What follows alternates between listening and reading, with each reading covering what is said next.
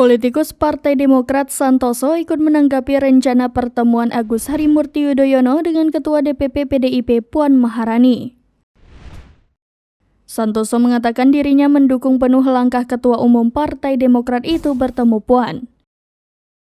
Hal itu dikatakan Santoso di Kompleks Parlemen Senayan, Jakarta pada Selasa 13 Juni 2023. Anggota Komisi 3 DPR RI ini menjelaskan meskipun akan bertemu PDIP, Partai Demokrat hingga kini tetap konsisten di Koalisi Perubahan untuk Persatuan.